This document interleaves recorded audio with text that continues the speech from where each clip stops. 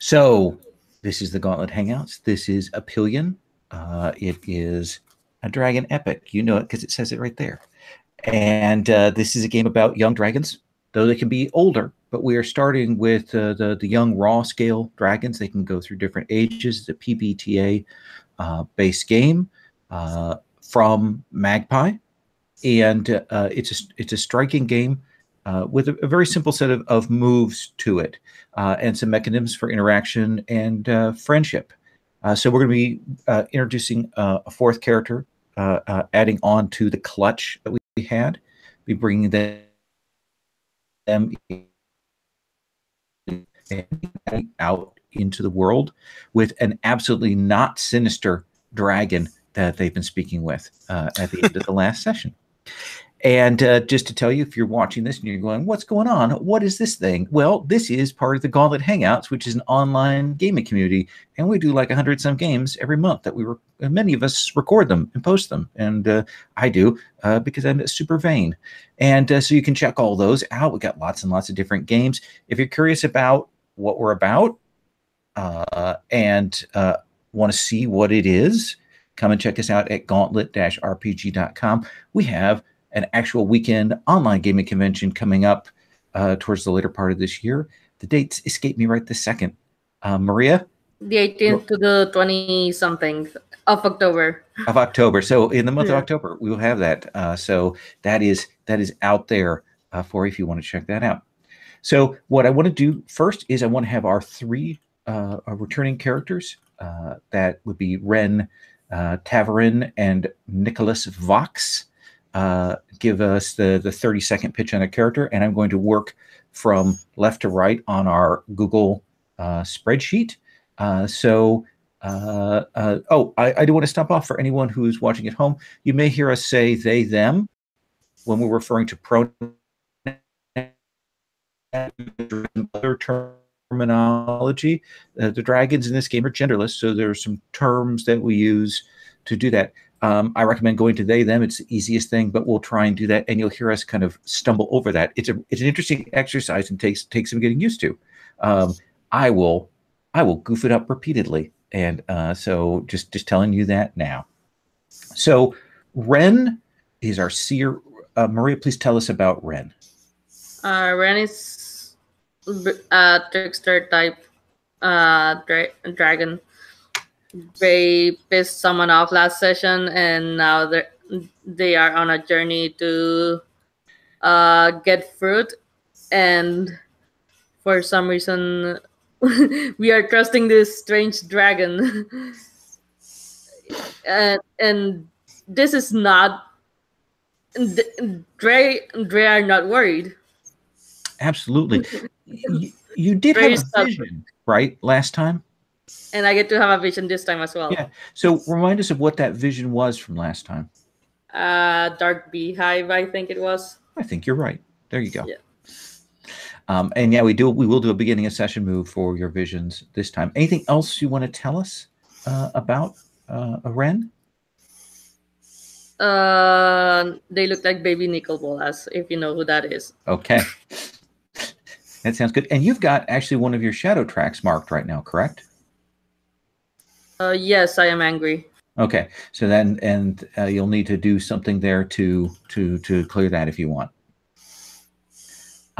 So that gets us set on that. Let's move over to Tavarin, our nature adept. John, can you tell us about Tavarin? Okay, Tavarin is, like you said, he's a nature adept. He is a green dragon with antlers, and he's a little quieter. He works very well with animals and books and not so much people. And yes, and his whole thing is about collecting, avoiding detection and infiltrating a location. That is the sort of the obligation of your house, right? Yes. Okay. And you can talk to animals and commune with spirits.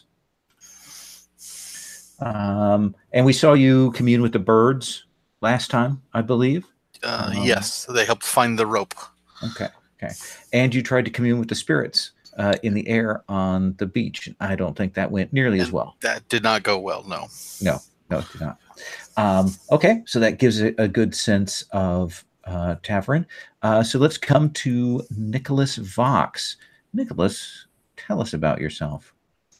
Vox is a daredevil, a smallish dragon with blue scales, rushes headlong into danger. Vox is all about cooperation, and he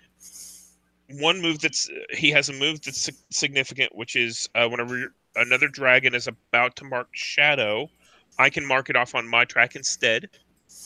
So I can help out there. Vox has a beast companion named Thistle that is part bat, part rat, and part squid. What this looks like is a small furry rodent with wings that fold to the side but can glide in small areas. And whenever Thistle becomes scared, it kind of sneezes and a cloud of a shadow kind of belches out to hide itself. As I recall, Thistle... so there's an island where the fruit is, and Thistle had gone out to check to see what the keeper of the fruit wanted. Right. Recall what that was? So you sent him out to speak to the keeper of the fruit that is a spirit.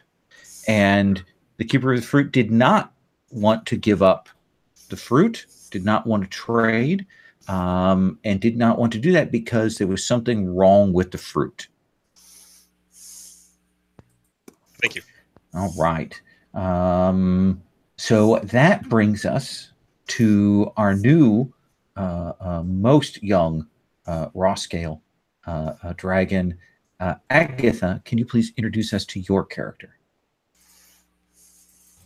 Yes. My dragon is Samagrath, or Sam for short, if Samagrath is too long. Trey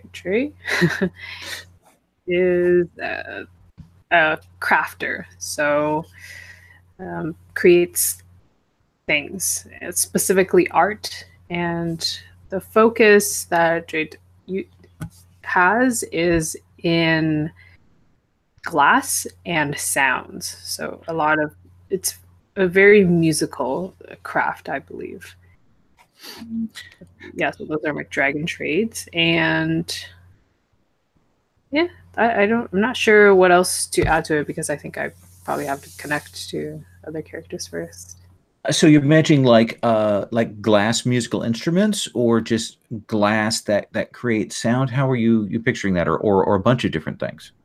It's a lot of glass sculptures or sculptural objects. They could be useful. They aren't necessarily, and a lot of them are imbued with sounds, and the sounds often sound like wind chimes. So they would be activated a lot of times with wind.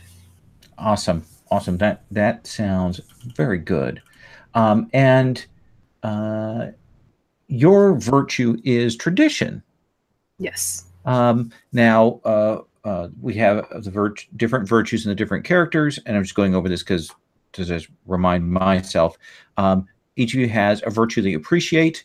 When you see that virtue exemplified in someone else, you give them a friendship gem.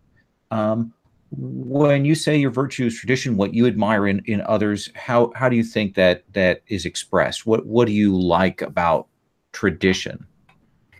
It's because I think our draconic tradition has been going on for a while, and anything that is beautiful are oftentimes have been created by generations before us.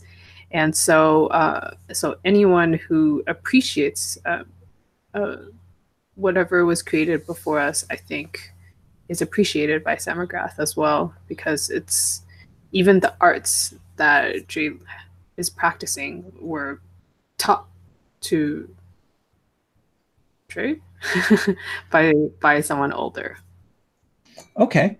And dragons that respect traditions. Right. So dragons that have an appreciation for art, dragons that acknowledge and appreciate those older traditions. That is something that you find that you appreciate in others. And House Rathscar is your house, correct? Yes. And what is the obligation that you have with that? It is to design something that to help a friend solve a tricky problem. Okay. And both you and Vox are from Rothscar, with a slightly different house obligation there, but that is the House of Architects. So on your playbook, you have some friendship questions. I want to go through those for you, get those set, and then I had everybody else keep one open, and we'll check in with those. And if they don't fit, then maybe we'll work something else, another descriptor for that relationship, because it may not fit with that. So let's take a look at that with your crafter. Okay, so my first question, okay, so-and-so asked me to craft something useful for my clutch. Explain what it is and take a friendship gen from them. So I'm going to open it up to y'all. Do you think that could apply to any of you? And what would you have made? Anyone appreciate the glass and musical art there, the sound art? It's specifically something useful. Ah.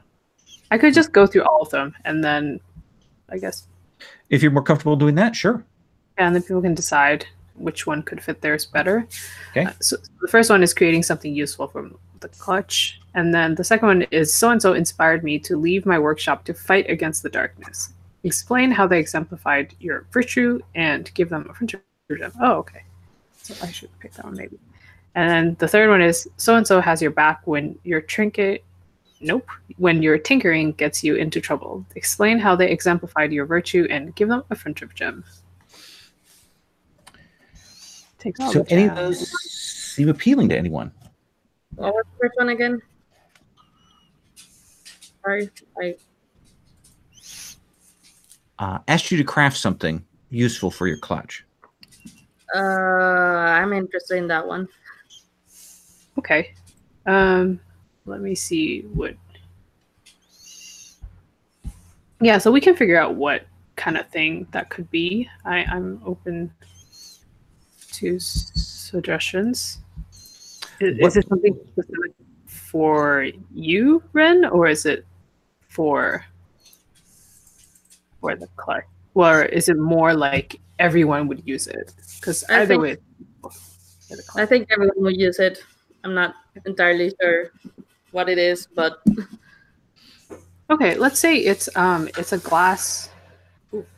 It's a glass goblet that everyone can drink from, and it's just like a way to help dragons and drakes relax. It's not it's not a drug. It's more like, it's the sensation is like when you go for a walk after a stressful day and you just feel like, oh yeah, like I'm relaxed, that kind of thing. Okay. And then be a vague tune that would spin in your head after you drink from it. Very nice.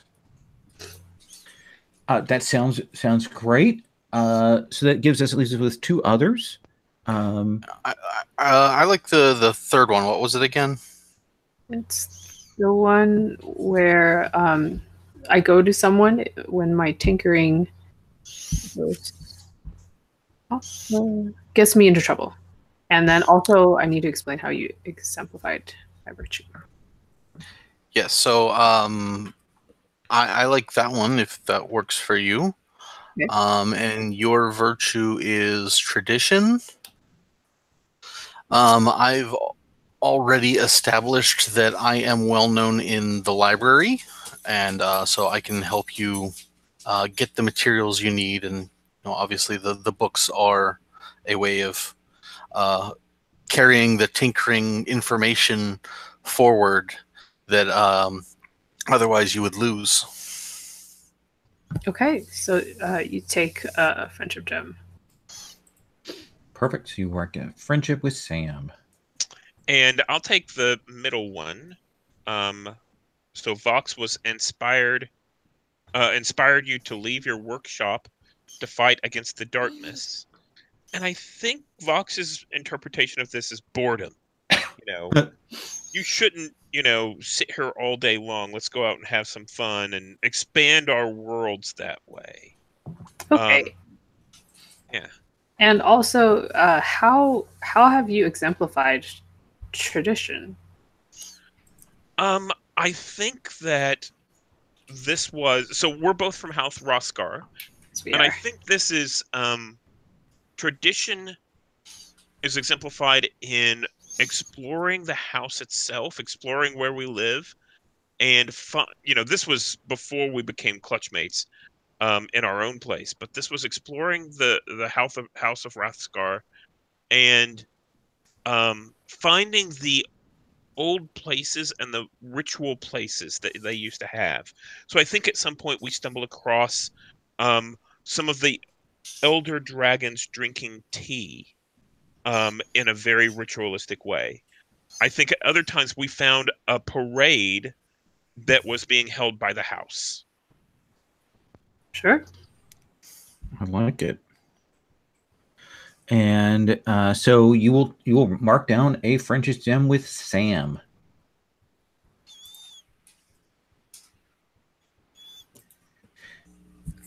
And now let's look at the leftover questions that we have from all of your playbooks. Which one didn't we do from you, Maria? All right, so mine was you dreamed of Sam McGrath long before you two met.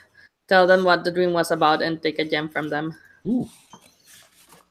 So what was the dream? I think I dreamed that I forgot you. It was a really weird dream. Like somehow you were forgotten. And oh hey, you're here all along. But like somehow we forgot you and it was a really weird dream. Okay, a little meta. I like it. I love that. Yes. And so you will take a gem from Samograss. So you will have a bounty of friendship gems. And then our nature adept, which was the one that we didn't do from you? Yes. I have that Samograth helped me defend a sacred place against the darkness, and explain how they exemplified your virtue and give them a gem. Does Sam have any idea of how they exemplify independence? Oh, independence. Interesting. When we fight off, we could go into how we fought off or what we fought off the influence of darkness in the first place. One of the things is that we established that one of the early sort of tasks that your heroic task that you undertook was helping to bring back an older dragon from the shadow. In fact, the one who has sent you on this mission, who was redeemed by you. So maybe during that process. Yeah, it's Samograth is, even though they are about tradition, of course, and just honoring whatever has come before, but Samograth is very good at making assertive decisions. So if this thing needs to be done right now, then Samograth says, "Let's go for it," and there's not a lot of hesitation. So maybe that's what that shows, like an independent spirit, perhaps. I like that. And then do you take a gem or do I? And you take a gem. I give you a gem. Which brings us to our daredevil. What was the one that we didn't do for you? I saved Samograth from a dangerous monster. Take a friendship gem from them. What kind of monster? Yes. So I think that we were outside of the barrier that encased the city that we described last time, and we were foraging for food to bring back inside. And the monster that we came up against, I think, was a bear turtle rhino creature, and it charged us. And I think what happened is whenever I heard the call from Semigrath, Vox ran up and stood on top of Semigrath, and then Thistle came up and stood on top of me, and we made ourselves look very big. And the rhino beast stopped up short and looked at us strangely and then wandered off. I like it. And so you take one from Samagrath, right? Okay. So we know what our virtues are. We know what our obligations are. And again, there's a vision that Ren had last time. I want to the beehive. I want to set up where we are, and then I want to go to Ren's start of session move, and then we'll get rolling. You have been assigned to travel out to this island to gather these special fruits, these celestial fruits from this island.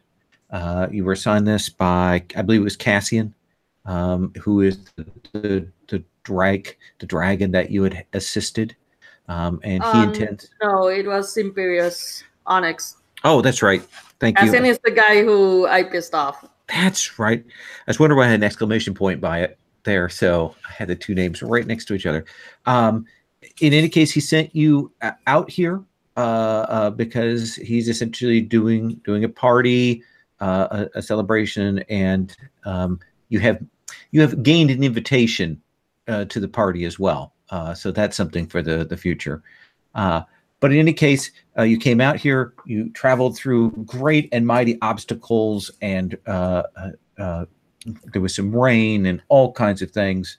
And when you arrived here, you realized you couldn't swim out to the island.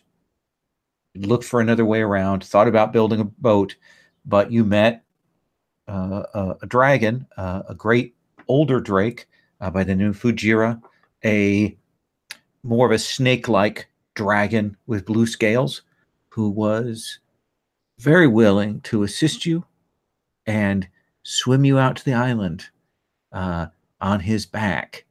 He will take you out there. You can just climb on his back and he will swim you out across the waters out to there.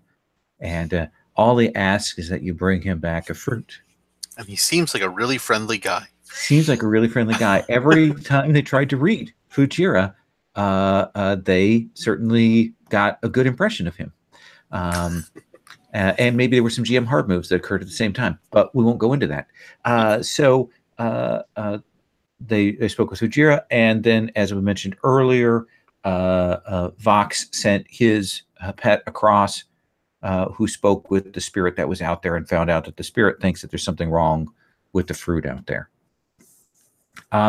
And so we take up with the now four of you on the back of Fujira as like a snake, like a water moccasin in swamp water. He makes his way across this bay out to this island here in the early morning light. And he just glides through the water. He's a strong, I mean, you can feel, I think specifically Tavern, you said something about kind of clutching on, and you can feel how strong he is. Sort of deceptive in that because he is so kind of long and thin. But he crosses and you get about to the midpoint. You're maybe halfway. You can see halfway. You can see back to the beach. Halfway, you can see forward to the island. And he stops and he lifts his head up and he kind of turns it around and he says, "This is the midpoint." And he puts his head back in the water and he continues swimming on, and he will glide up and kind of glides up out of the water onto the beach of this island. And he will carefully let you four off. All right. So I rolled my hunting visions. Let's And hear I it. rolled a 12. Rolled a 12. So tell us what happens when you roll a 12. I've seen the true face of the darkness. Ask the GM a follow-up question as well, and I've seen a vision of darkness that will aid my clutch's efforts. Learn something useful and interesting about the tasks at hand. I will say that part of your vision here that you had just before you woke up is of a cloud, an odd cloud coming and settling on the island. That it definitely a shadow. It draws, carried by the winds, and then drops down, and the cloud falls sort of onto the island there. And then you can ask a follow-up.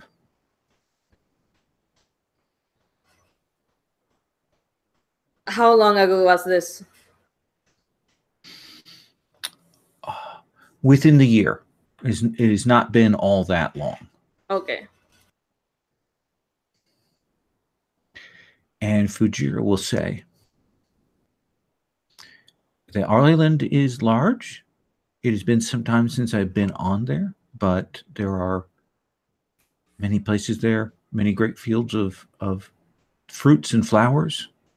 I do not wish to upset the spirit, so I will not go onto the island. What signal will you give me for me to come and carry you back?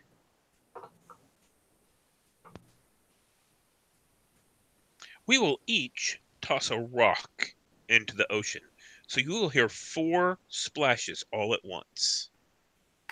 It's very clever. You are very clever, little one. That sounds very good. I will go and I will sun myself and rest, and I wish you the best of luck on your journey here. Thank you so much for your helpfulness. I have a question. Absolutely. Did we ever establish why they want the fruit? Or... They just want to eat it, I think. Yeah, it's sort of a legendary celestial fruit. They didn't delve into exactly what the fruit does.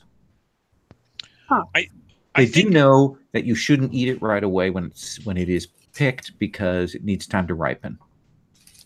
I think Imperial Onyx mentioned making a punch. I mean, specifically this dragon that we're writing. Oh, why Fujira here? Why he wants it? Yeah. No, you haven't. He really likes the fruit, and he's not allowed to go on the island because of the spirit anymore. Okay. Huh. Interesting. He ate too much of it, or he said he took more than his share, or something like that. He looks a little chagrined. He says, "I overindulged, and the spirit would not give me any more." If I recall correctly, we also promised a fruit to Ugris, the provisioner. The provisioner, in exchange for getting more provisions than he thought was altogether healthy for raw scales. That's right. He didn't want you guys to be spoiled. So did you have a question there? Did you want to study, or do you want to talk to him here, Sam? Since what would you like to do here? Yeah, I'm trying to quickly type my move into the sheet, Sure. but yeah, I want to. What are they? Are they carrying any objects on them? Anything that is particularly striking to the eye? No, but they did have some things. They didn't have a cave. They had built themselves a cave out of stone up on the headland back where you came from. It's where you spent the night. So there might have been objects there. Tell me, you're an architect, you're a crafter. What was one thing you found in that cave that was striking? It must have been the way that they carve out arches into the cave, which appear to be purely decorative, because it just doesn't seem like it's wide enough that it would need supportive beams or arches, pillars. Sorry. And there's a way that the wind whistles through the arches. They have like little space between. How does it work?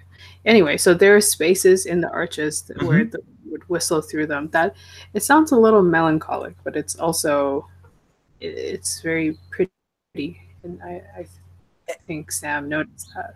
And you were, I mean, that looks like the craftsmanship that you would associate with the people of your house, with that kind of art mixed with architecture. But Fujira had no marks of any of the houses anywhere. And dragons are always carrying their house crests and always have those marks. And you're so used to being in a city where everybody, I mean, you have somewhere on your clothing those marks, but you didn't find any evidence of a house marking anywhere. Mm-hmm. Yeah, and I will definitely mention it to Fujira and say, wow, these arches are so expertly done. You must be very skilled at this. I'm very impressed. And it is nothing. It is a small art I picked up in my youth. It is more practical than it is anything. The winds come off of the sea here. Why not make them? At first, it was simply that I accidentally left a gap, and then I thought it was a nice sound. So It sounds to me like you're studying him. Yes, and I'm triggering my move, an eye for detail, which is when I study another dragon after complimenting them on a unique feature or object they possess, I roll cunning instead of charm. Okay. I like it. Go ahead and roll with cunning. Okay.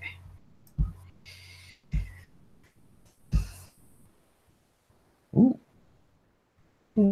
9. 9. Yeah. It's not a failure like the rest of us. Yeah. Everyone else has failed through all the rolls, so you've broken that streak that they had. So you get one hold. What is it that you want to know?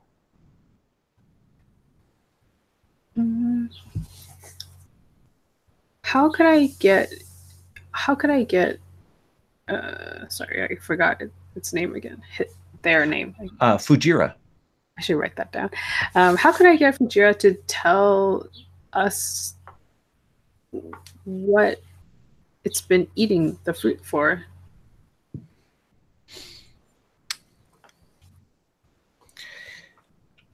I think you'd have to ask him directly. Like he's being evasive. Mm-hmm. Sorry, they're being evasive. Mm-hmm. But nobody's really put kind of put them in a corner to get that sort of direct question. Okay. Yeah, Sam steps forward, still, I guess now that we're close to the island, steps forward closer to Fujira's head and says, I'm thinking about your cave again, and it's so beautiful and so close to this tree with these amazing fruits, and I'm just wondering, you want this fruit very much, and I'm curious as to why. What do you eat it for? And they pause as they're kind of getting ready to head back out, and they kind of look at you, and leans in. It has that sort of great big dragon head with the blue on it, and the sort of the bristles underneath, and it says, if you eat enough of them, you can forget. And I have things to forget.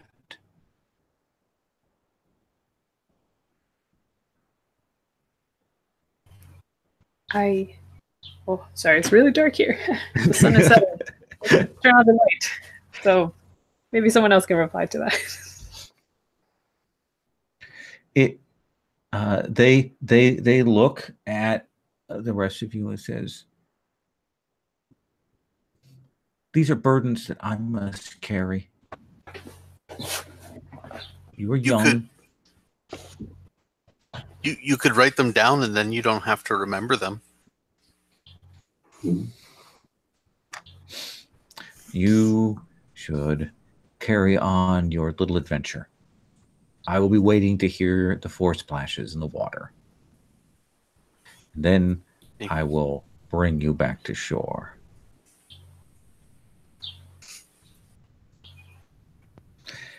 And they head back across the water. And you're on a beach. There are stands of trees. It is a fairly large island out here. And as the wind turns, you will get this fragrant breeze that kind of rolls down to where you're at. Like the smell of lilacs or mock orange, or other that sort of mixed floral scents. And it's strong. Not pungent, but strong. It definitely carries. It definitely, things are in bloom right now. So I assume that you strike off, or so. But who would be the one of you that would take charge? Yeah, that would be me. Okay. So Vox, I think, just heads right out and starts looking and probably even calling out for the spirit and saying, we're here. We told you we were coming last night, and we would like to discuss things with you. And your voice definitely echoes and carries through the woods as you move along. You can see that there are some overgrown trails here that look like they must go to the heart of the island, and that must be the direction you have to head. But you don't hear a reply from the spirit. I continue talking anyway. Okay. We mean you no harm, and just talking to myself, but to the spirit, yes. What was the rest of you? What's your attitude as you're traveling? Tavern, you're kind of the most familiar with nature. What do we see of you? Yeah. Well, Tavern is probably just kind of like looking at Vox oddly, because clearly the spirit's not here for him to talk to. He has to call up the spirit. And for the way the probably just trying to think of what the different smells and everything he can smell are. Okay. Like, Fox, you have to commune with the spirit. You can't just talk to the wind and expect it to reply. My way of talking to the spirit is to talk to the wind. Okay. And okay. You can certainly go along as your element. Do you think? I mean, is this just the general keeping an eye out, or are you stopping? Are we triggering that survey move, or are we just kind of moving along? I just want to make sure on what your sense of that is. I'm sorry, you cracked up there. Oh, what was the question? There is a survey, an ancient or arcane area. I don't know if you were leaning in to try and do that or not. Sure. Okay. What is your cunning? My cunning is +1. Don't forget, there's XP on a miss, so just keep that in mind. Let's see here. 7, 8. 8. So you get to ask a question from that list. Okay.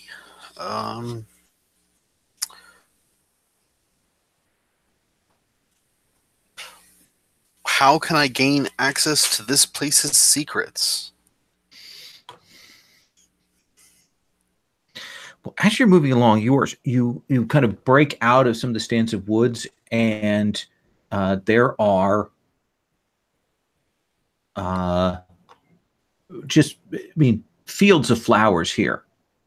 Just fields. The place is, you wouldn't have expected it by seeing it. And of course, this is out in the bay.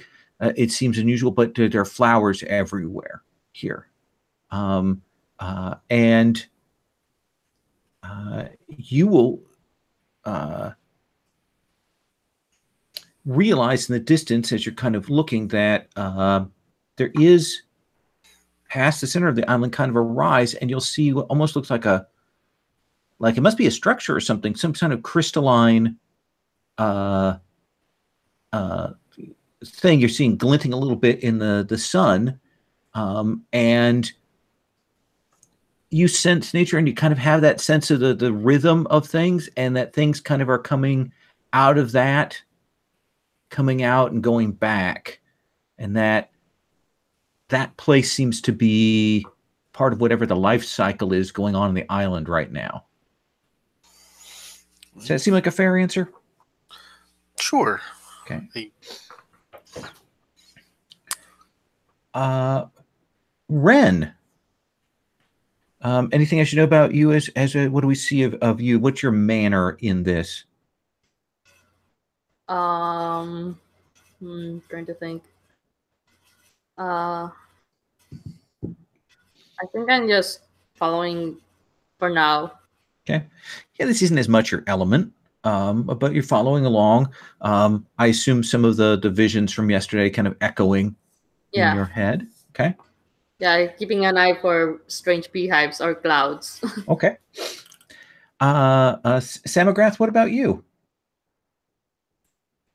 Anything that we see you doing as you're traveling along through these trees and then great fields of flowers and then more trees? Yeah, Sam is following very closely after Vox because Sam is used to following Vox around. I think this is their dynamic. Sam is also picking a lot of flowers as they go, and just kind of playing with them, putting the flowers in their bag, and then fiddling with a piece of glass. And the way that glass works in this world is that it's not, you don't necessarily need to use fire if you have the magic in you that can shape them. Mm-hmm. So it looks like a glow, or no, a see-through piece of Play-Doh that is just like floating above Sam's claws, and then just like kind of like ooh. Oh, that's very cool. Yeah. So you are doing it, and it kind of catches the light as you're moving along. And as you're kind of grabbing the flowers, you will notice that there are a lot of bees here, as you would expect. But they do move away from you in a weird, almost organized way. Like they kind of sweep away from this, like a cloud, a little bit away from you as you approach. Bees just kind of hang around when things are happening. They kind of move back. Like the pressure of you kind of coming towards the flowers kind of pushes them back a little bit. Okay. I poke Vox and I say, Vox, the bees keep moving away. It's like they're scared of us. I think Vox tests this out, and they explore, kind of wandering into the field and seeing the bees part, and I think there's almost a game of tag that starts to ensue for a little while before they realize, oh, we should get back on task. That sounds great. Hey, could I have you roll Act Despite Danger? Sure thing. Oh, I got snake eyes. So you go out into the flower fields and start kind of doing that. I mean, and this is fun. Oh yeah, because the flowers are all around. You're outside. You're doing that, and the bees are kind of moving away. And Samagrath, you're kind of following along. As kind of, now we're taking a weird sort of detour through this, and the bees do move away. But there's a moment where that changes. and the wave comes back in like the tide, and these bees swarm over you, Vox, and you are stung. Like this, you have scales. You're pretty resilient, and so on. But it's the thing where so many of them are on you, and then one of them just kind of, you'll feel it get through your scales, and it really stings. And it hurts quite a bit. What do you do? I think I almost immediately lash out, and try and wave the bees off and run, in the other direction, because I'm not used to this. This is really unusual. What do you want to mark for your shadow track for this? I think I'd like to mark anger. Okay. And the way that looks on screen is I lash out at Semigrath. And I'm like, why didn't you tell me that these bees could sting? You should have known. It cries that out at you, as clearly, and the bees will clearly, once the stinging is done, will kind of break out. But of course, many of them fall dead into the flowers and stuff, having finished their assault. Tavern will step forward and says, "Excuse me, bees. We apologize. My friend didn't mean to bother you." There's something wrong with the bees. I just blurt out. And you're used to speaking with the animals, Tavern. And you're used to some kind of response from them. And you're not getting that response from the bees. These are not very social bees. Yeah. And I mean, of course, this is a fantasy world, so these bees are probably more like wasp-sized bees. But yeah, they don't react in the way that you would normally expect honeybees to respond to you. And I say, I had a dream that there's a beehive that was infested by shadows. By the shadow. You should probably check that out and make sure the bees aren't doing anything wrong. Well, They clearly. stung me. What? They stung me. But They're you were obviously doing chasing something them. wrong. I was playing with them. They don't know that. They're bees. They're not bees, they're shadow bees. We should probably fix that. And Sam shuffles forward slowly and says, "I'm sorry, Vox." And then he gives Vox a flower. And I think Vox kind of tucks it into the scale where the welt is, and it makes him feel a little bit better. And Sam helps Vox up. So you can pull back to the path, the kind of a little bit more somber silence. The bees do now pull away at a further distance from you, like they're more wary of you now. I also scoop up some of the dead bees. Sure, that's not a problem. Kind of, do you have like a flask, or do you have a pouch? What do you imagine that you're carrying to put those in? Yeah, I have like it's like a worker's bag, so it has a lot of pockets. Okay. And you can do that and press on to head towards this. Now, where you were stung, where do you think you were stung, Vox? I think I was stung basically on the equivalent of my shoulder haunch. Okay. So kind of inside where it's sensitive, yeah. Okay.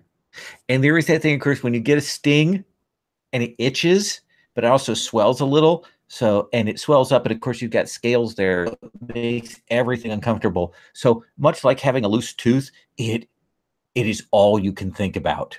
You feel it as you move along here. Thistle kind of comes up and can tell that you're irritated and kind of sits on your shoulder to try and console you. And I think that Vox uncharacteristically, lags behind the rest of the group because, all of their focus is on this wound, on this pulsing sensation. Yeah.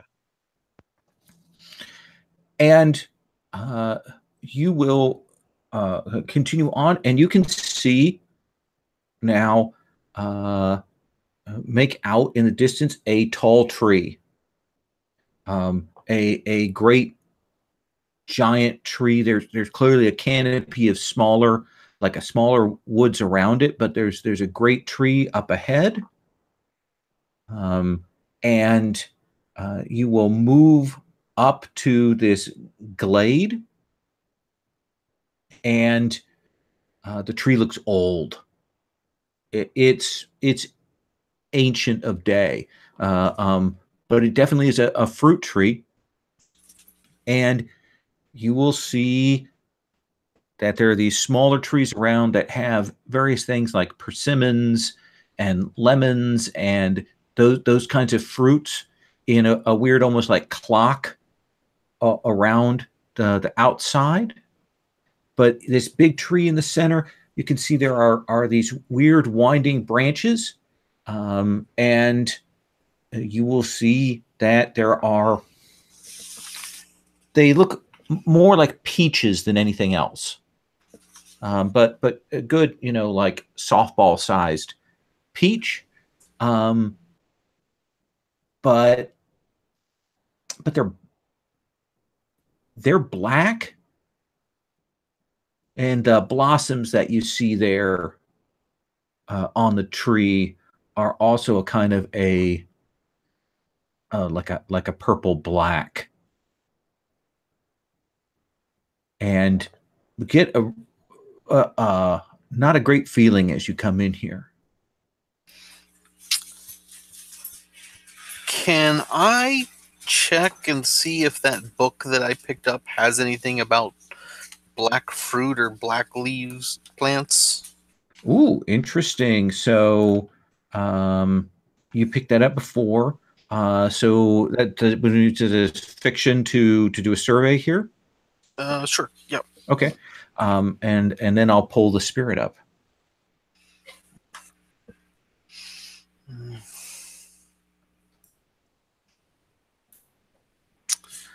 Yeah, that's a 2, so 3. So you are getting the book out to read through it when this shape rises up out of the ground. And it's like a great wolf, but it has this kind of snapping turtle head on it. And it has these kind of folded back wings. It's definitely a spirit, and it will fling you backwards and send that book flying off, crashing into that, and it's in the middle of you, and it roars out in that kind of cry of warning as it sends you tumbling end over end. So what would you do, Ren? I asked the spirit what's wrong with the tree and how do we fix it. Seems to you like right now that spirit is not it's in a state of rage right now, and it's in a defensive, like you stepping forward seems to have set it off. So right. How would you change that situation? I'm not sure because all my moves are about tricking or misleading dragons, and this is not a dragon. Okay, well let's put a pin in that, and let's see. Maybe you can support another person's action. Does that seem cool? Yeah, that's fair. Okay.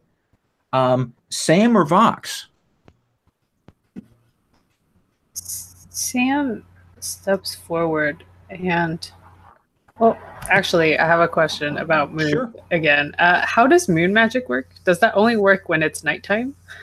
No, you can always call on the magic of the moons. You just actually spend the friendship gems to do it. Cool. So yeah, it's a powerful thing. You can do it anytime. And also, you get there's certain domains, and you can cast less of them once you grow up. But we Yeah, can cast but all for of them. now, you all have full connections to all the moons. Oh. Yeah, I'll do that. Why not? That sounds awesome. How many friendship gems do you want to return? Let's see. How many do I have? I'll just spend one then. 'Cause Okay. I only have two. And which one are you going to spend? The tavern or the wren?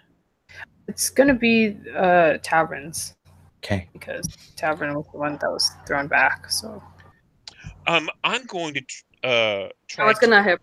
Yeah, sorry. Yeah, I'm gonna try and help Samagrath in this endeavor. And I think the way that this looks, after the tenderness that they showed me during my, after I was wounded and all of that, I think that Vox kind of comes up behind and just kind of rests a paw on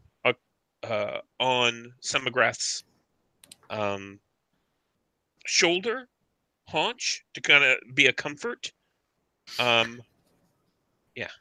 Okay, and we'll activate you for the follow up, because one of the things is the only thing you can't do with help or hinder is you can't help when they call on the power of the moons. Okay. It's one small restriction, but I'll give you the follow up when this occurs. So let's have you roll with that +1.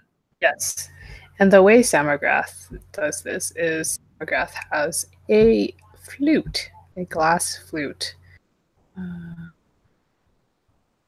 7, 8. Okay, I got an 8, and Samagrath would pull that out and begin playing it. It's like a small, short flute, and the music that comes from it, it's like you can almost see it. It's like the air. It looks like the way that the air looks on like bubbles, and so then everything's kind of floating around it, and that's the power of the moon. That seems great, and it can roll out now. What is it that you want to have happen?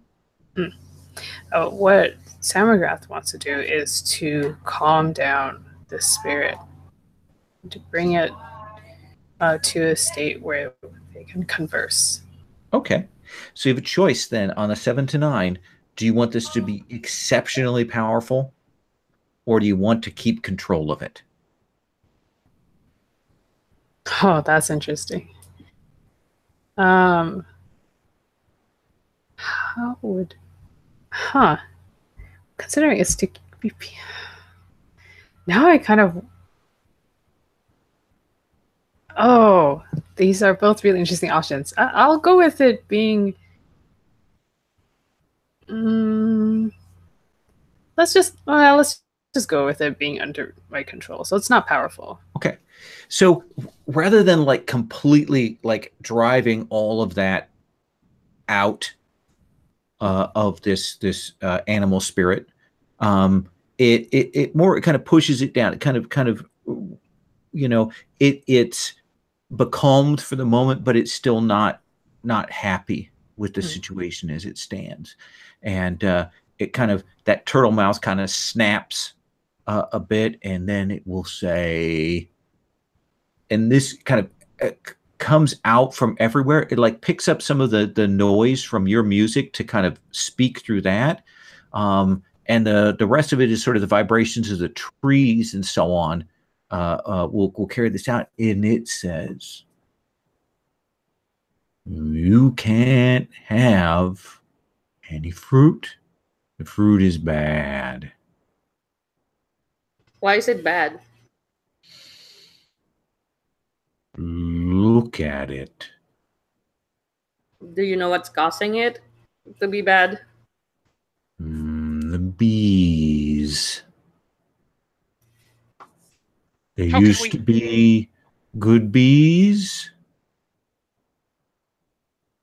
but the bad bees came. How can we help?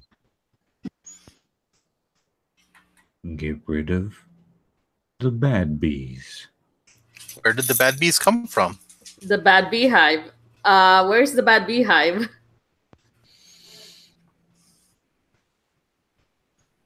When the cloud of them came, it descended on the mountain. They built their hive there. So I guess we're going to the mountain.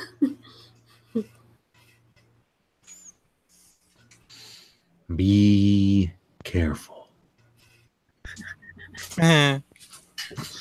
Adorable. Sam also tentatively puts a flower in front of the spirit. Not too close. Okay. That's a token of friendship. Okay. Yeah, you've talked to it, conversed with it. That seems to have calmed it down a little bit. But there used to be good bees.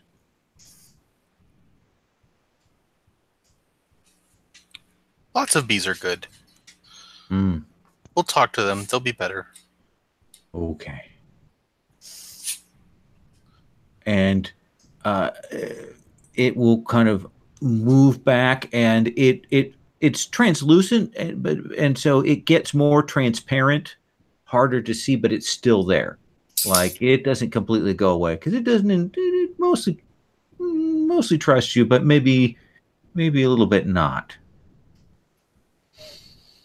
And again, you will smell all of the flowers. Now, perhaps the scent of it more cloying and heavy than when you've been elsewhere on the island. This seems like a good place for us to take our 5-minute break, and then we will continue on.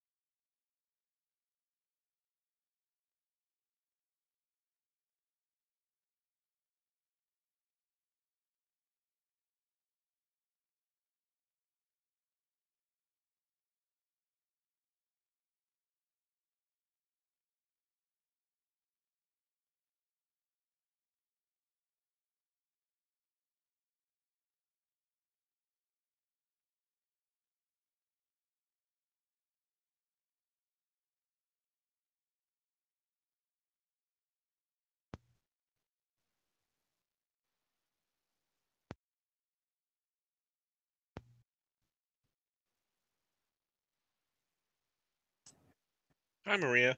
Remind me, you're moving soon, is that right? Yeah. In August?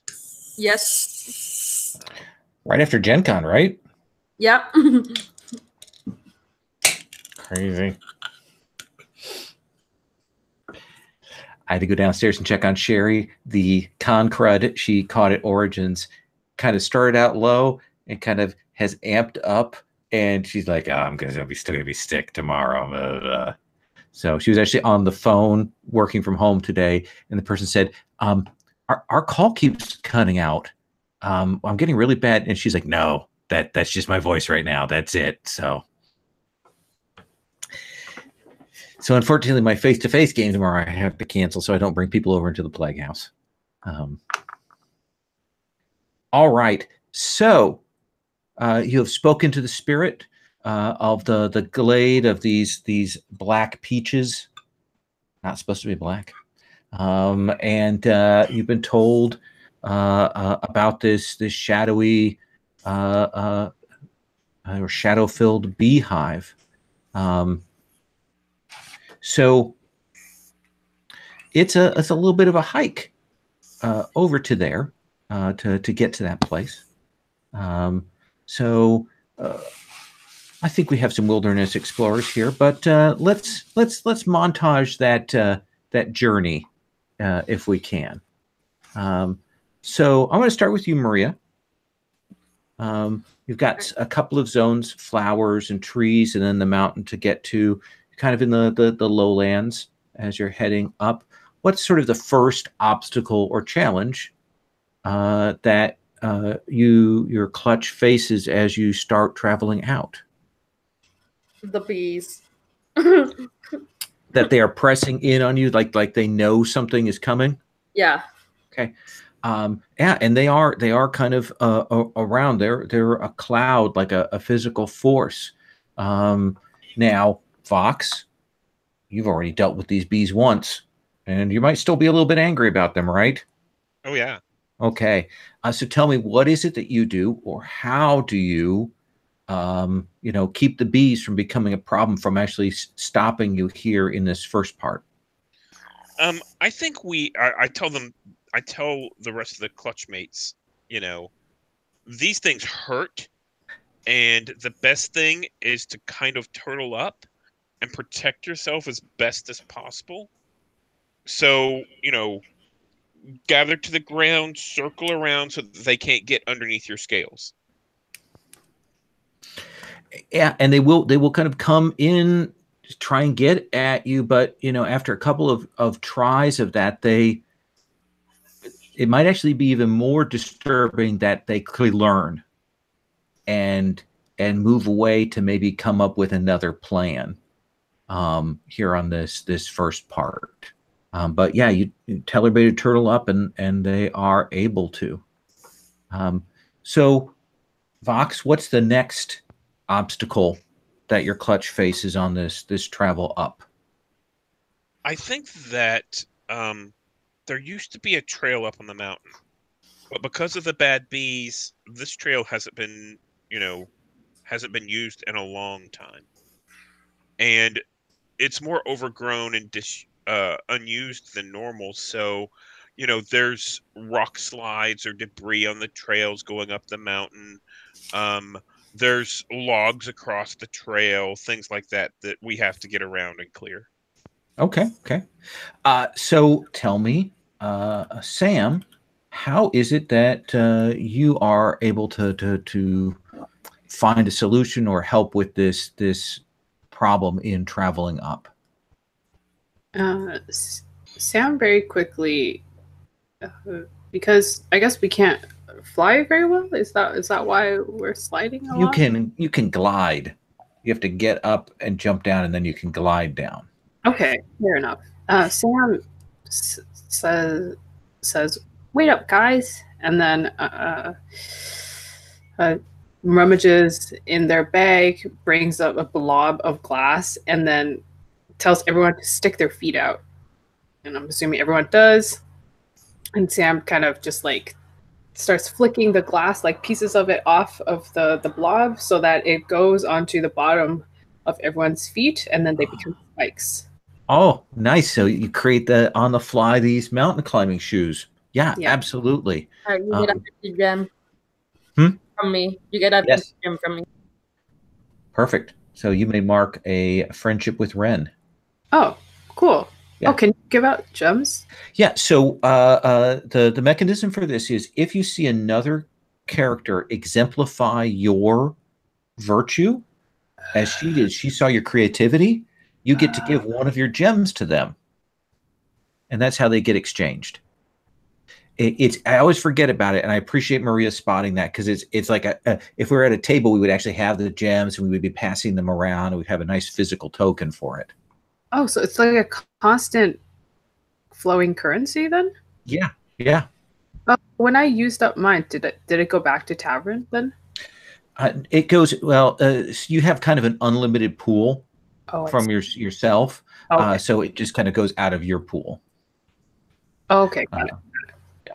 At the table they have different colored sets, so you would know whose color was whom and how you pass those around.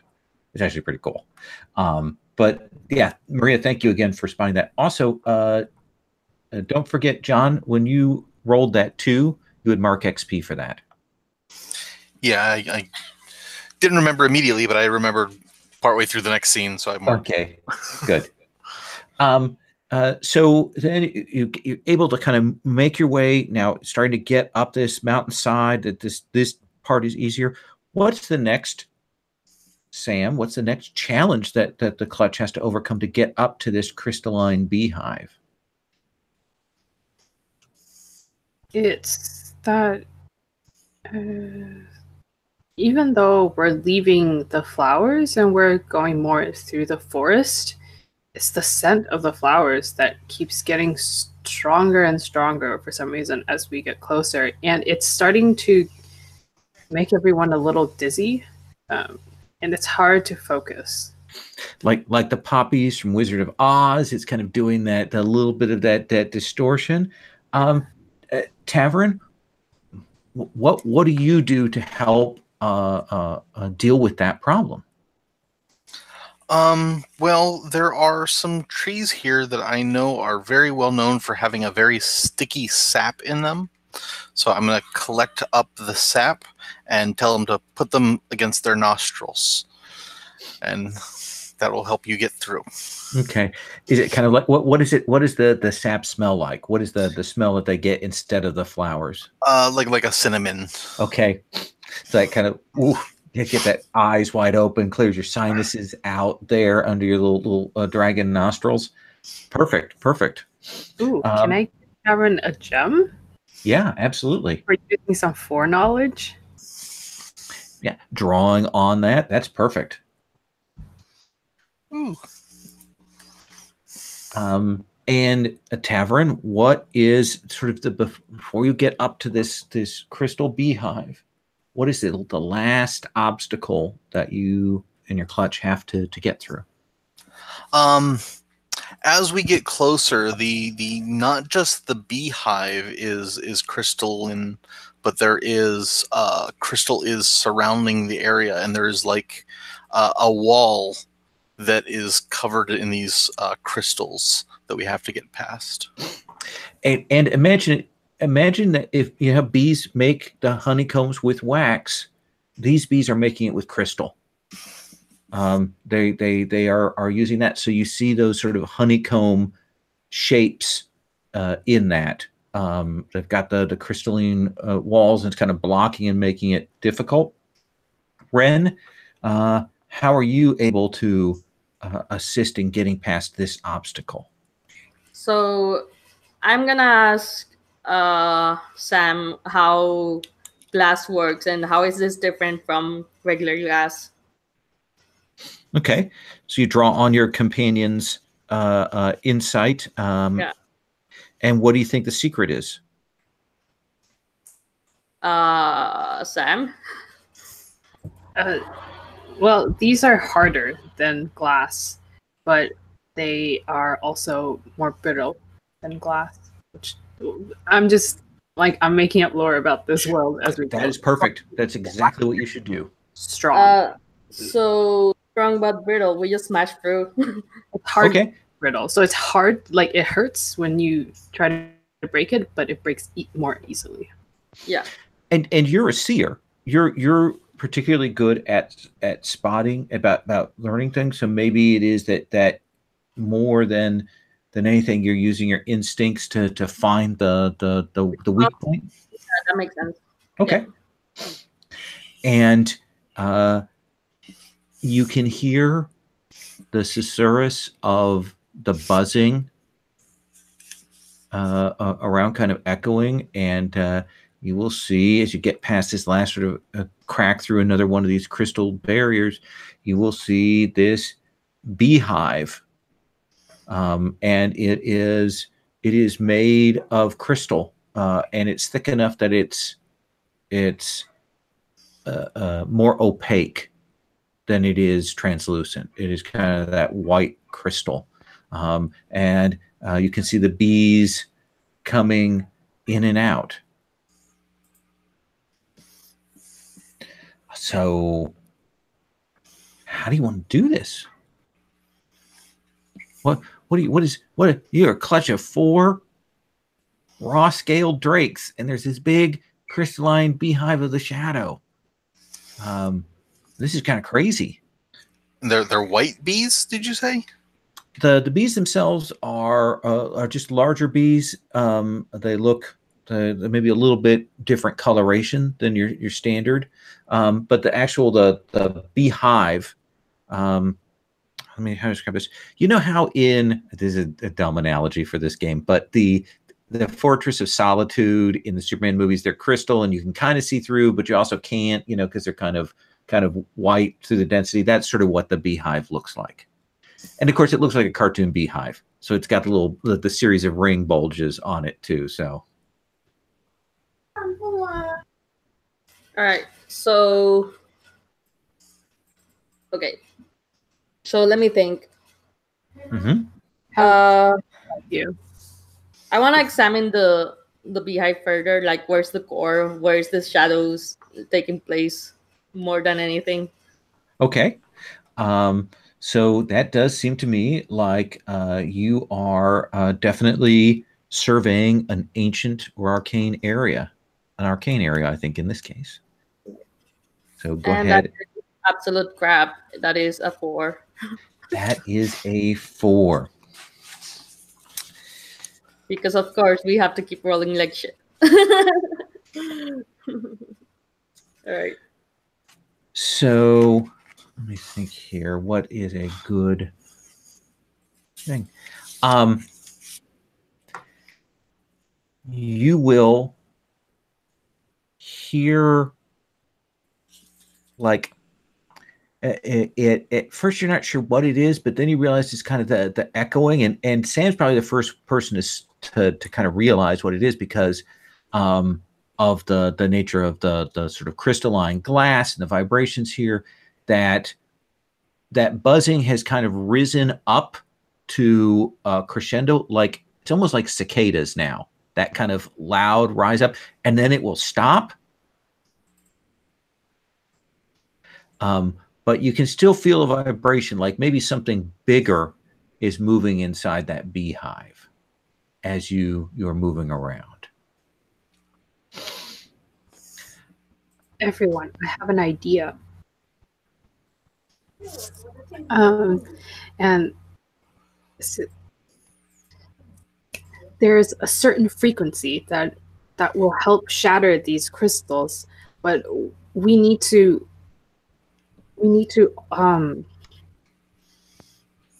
start make do it. Okay, how does this work? Okay, so we have to tap. This is Sam's idea. We have to tap the crystal at a specific rhythm to hit that frequency where it'll shatter. But we also need to hit it from the different parts of the structure so that it all will hit, like earthquake stuff, So it's like it all needs to vibrate in that specific way from all those different spots, or else it won't shatter. So we all need to do it together. Is basically the idea. You want to destroy the beehive? We can't make the bees better? I think that's what is making that how to make the bees better. I think the bees are bad. Okay. If you want to talk to them again, you can. They weren't so nice last time. You're telling me.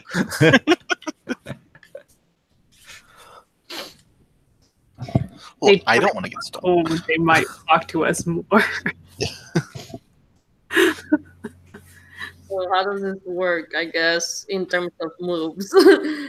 So the way I think this would work is I think that we would have someone, either Tavern or Vox, have to be the one that moves the furthest, most risky point away.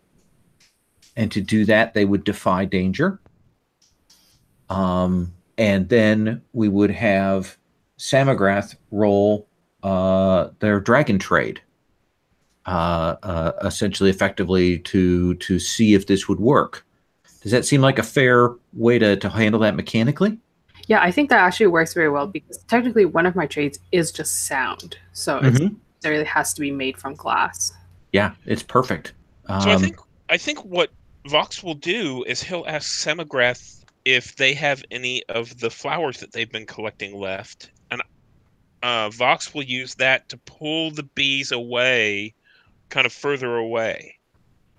So you want to help and hinder? Help or hinder? Yes. Help and hinder. Okay. Yep.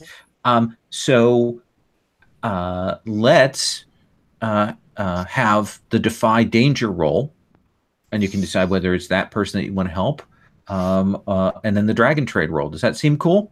Yeah. Okay. So I think that puts you on the spot, Tavern, for defying danger. Are you cool with that? Yeah, I'm good with that.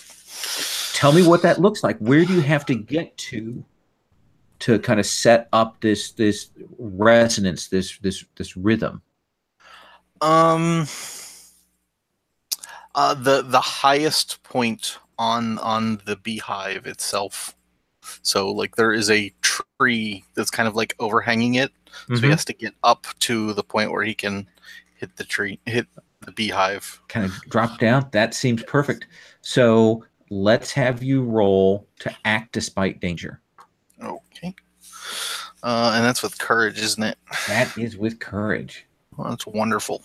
That's my best roll. Is it? No. Yeah, that's I rolled a 4, so that's a 3. That's a 3. So what are you going to mark on your shadow track?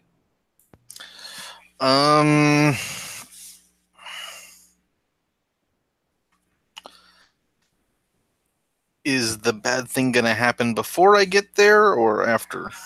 I think that we're going to kind of follow. What do you mean? Do you think it's that you fall onto the top of this, and something happens there, or do you think that it's that you kind of slide off, or does something occur before you even drop onto it? What do you feel like? I'm thinking either fear or shame. I think probably like fear would be, he's afraid to get that close to the hive, or they are afraid to get that close to the hive as with all the bees start buzzing around even more. Okay. So if you don't mind, Vox would like to activate Share the Load. Okay. So I will take your fear and mark that on my sheet. And I think what this looks like is Vox is actually scared for you. And you are kind of leaning out, and Vox is paying attention to you and hoping you make it, and doesn't do as good of a job with the flowers as he should have. And he kind of tries to keep everyone else from knowing that was the issue, that Vox should have been doing a better job at this. And so you'll take that on, kind of grab that, assume there's some eye contact there that kind of does that emotional spread, and you will realize that right now, Tavern is really isolated from the rest of you, like physically difficult to get to where you are. You're cut off from him, but he may be able to get the resonance to work. The others are helping as best they can. So let's have you roll that dragon trade. So actually, before that happens, Lowell, Sure. I don't think the intention of this move is to take your hard move away. So if you want to make a Oh hard move no! against Oh, me, believe then me, it's no, fine. no. My hard move's on a little shelf over here. Okay, good. Oh yeah, no. Just telling you, just for rules purposes, I'm putting that hard move.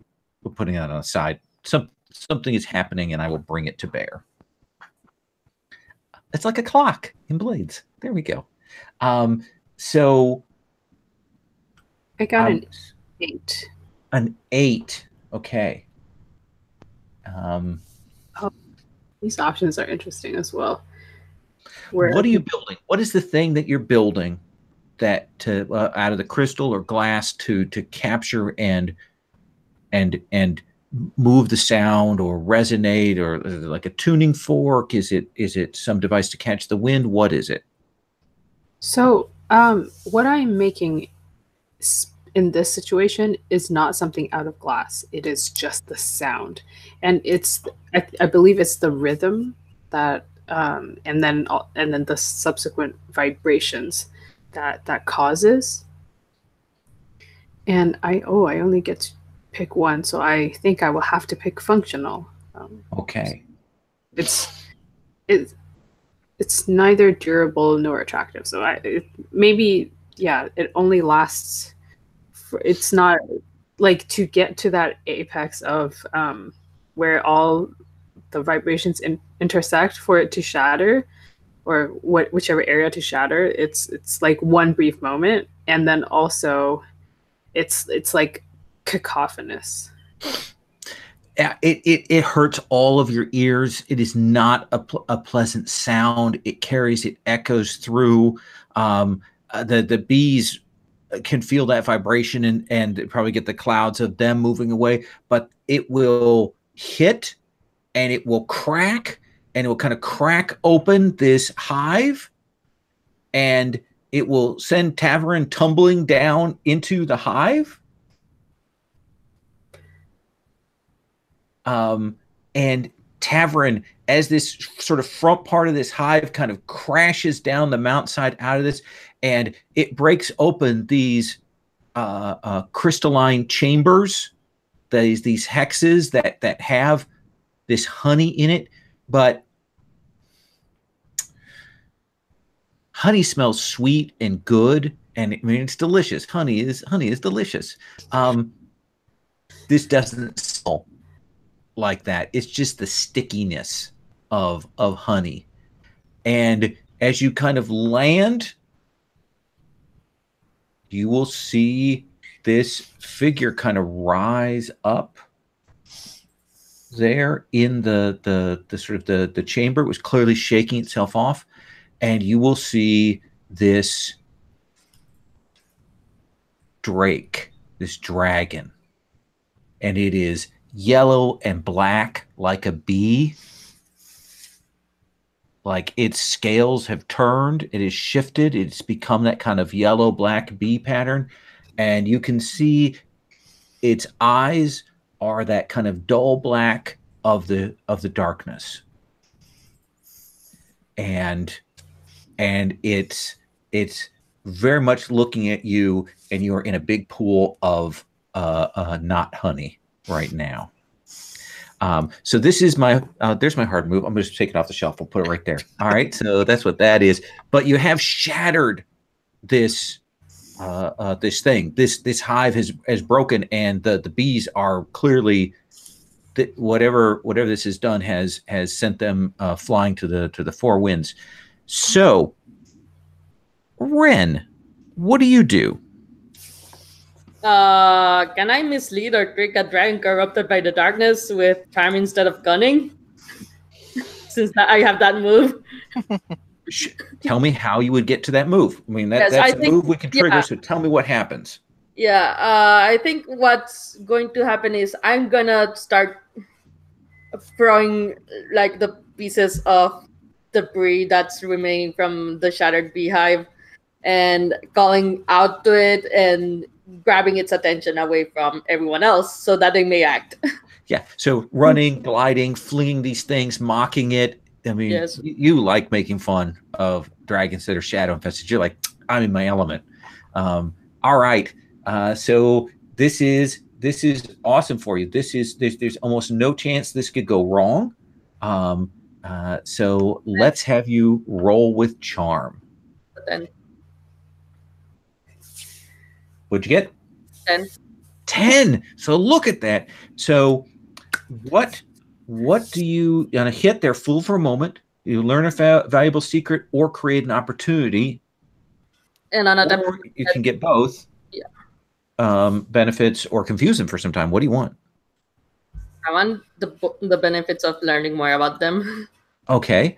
So you want to learn a valuable secret, and let's figure out what the opportunity is. Is it opportunity for Tavern to get away? Is that what we're looking at, or do you want to get somebody else in? What would you like for the opportunity? Either or. No, you tell me. This is your move. Oh, okay. So I guess I'll give Tavern the opportunity to get out since we kind of need them to get out. So you can tell that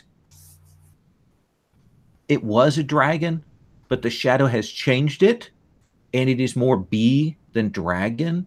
Like it has been affected by that sort of animal instinct of it, and that it is sort of kind of driven by a hoarding, like dragons are. Dragons have that instinct to hoard. So it wants to hoard all the flowers. It wants to hoard all the fruit. It wants to hoard all the honey. No one can get it. And so it's got that weird mix of being kind of a queen bee and a dragon. Does that seem like fair info from that? Yes. Okay. All right. So this is all happening. Is a falling. You're running, doing that as Sam is kind of finishing up with the cacophony. What are you doing now, Vox? I think Vox. So Vox was there he was watching Tavern very closely, and Vox, whenever they see the threatening dragon bee come up to its full height, I think Vox wants to help Tavern escape. I think that's not a problem at this point. Yeah, you've got the opportunity that has been built up. So if you want to do that, that's not even going to be a roll, but go on. Yeah. So I think that Vox kind of runs up and pulls at Tavern to pull them off out of the line of danger. Okay. Where do you think you get to? Are you sliding down a honey sluice down the mountain, or you're going up the mountainside, or what do we see here on screen? On screen, I think it's a real quick run across, and I think the honey is kind of splashing as you run across just the top, and Vox grabs Tavern, and they duck behind a large rock that's nearby at the base of that tree that Tavern was on. Okay. So Tavern, you are pulled to safety, even as the sound, the cacophony and the crashing is ringing in your ears, and you're pulled to safety, but you're still pretty close to this thing, and you're still sort of within sort of action reach. What would you like to do? Do you want to try and get away, or do you want to try and do something else?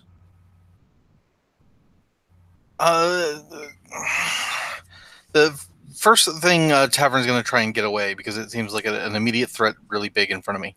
Okay. So what does that look like? How are you taking someone with you, or using some kind of trick? What is it that you were doing here?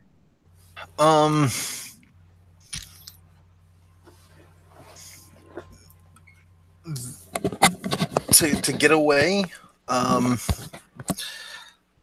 So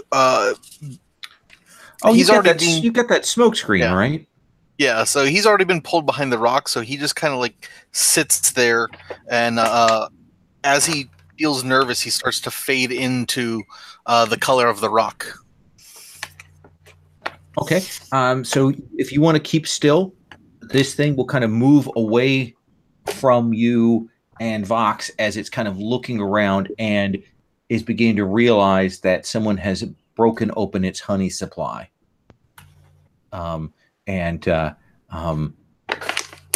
It looks a little bit upset about that. But it can't see you and it can't see Vox. So all it's seeing right now are Sam and it's still looking for Ren because it hears a voice and then it gets pelted with a crystal and then it gets pelted with another crystal and it's trying to figure out what to do. Does that seem like a fair setup, or is there something else you want to do in with that tavern? The last thing I heard was that seems like fair. Does that seem fair to you, or is there anything else you want to do on that? For the moment, that seems fair. Okay. So if you don't mind, I think while they kind of duck behind, Vox turns to Tavern and says, "Do you know of a place that has more flowers than this island? We might be able to draw the dragon bee there." And we can just think about that. Okay. That seems fair. So there's crashing, there's running, there's vanishing of friends, there's pelting of crystals. Sam, this has succeeded. Spectacularly in some ways, and in other ways less. So what does Sam want to do? Oh, sorry. I just realized I was typing. Oh, okay. Well, muted. Anyway, Sam.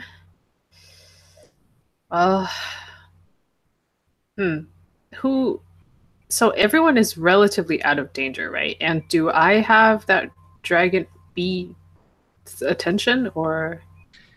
Well, so yeah.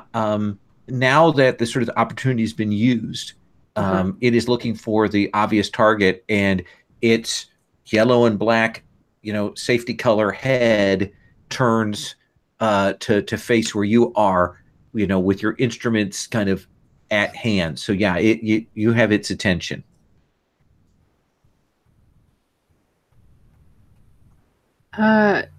Sam is kind of like has that look of like, whoops, like caught, or what's that? Busted. Yeah, that's what I'm referencing. And Sam is like, I'm sorry that I broke your house, but it's very pretty. And well, what I want to do is to read this dragon, but okay. I don't know if that works. Yeah, perfectly. Watching it as it's moving. I mean, old dragons move slowly, deliberately, and it is moving up in that kind of predatory fashion. Giving you an opportunity here to study it if you want, and you would roll charm. Well, what I want to do is to compliment them on something, and then so if that, yeah, let's set that up. Okay, if that thing that it moves in closer. I mean, in that way that it's looking at you like a field mouse. Okay, Sam is starting to shake a little. I didn't realize you're a dragon because your coloring is very striking. It's like a bee, which is very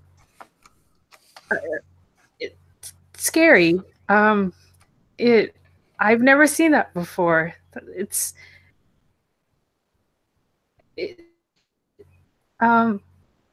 says and there's that buzzing sound that kind of comes from it as it says it. I can't do it, but imagine that it's kind of got that buzzing. I am Nildraz.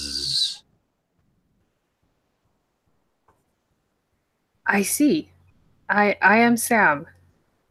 Nice to meet you. And after complimenting okay, there are scales. This is the best I think that Sam could do in this situation. Sounds perfect. Okay, I would like to study. Roll cunning. Okay. Oh snap!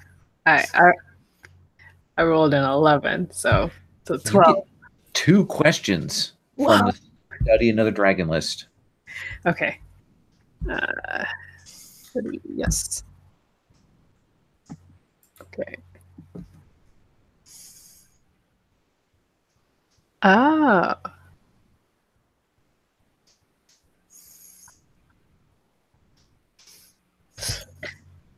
How could I get Nildraz to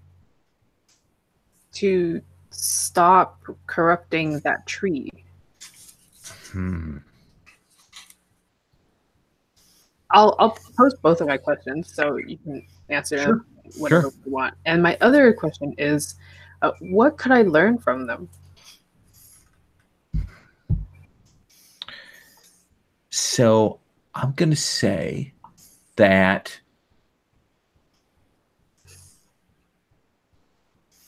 to stop Nildraz, you're going to have to draw the shadow from him.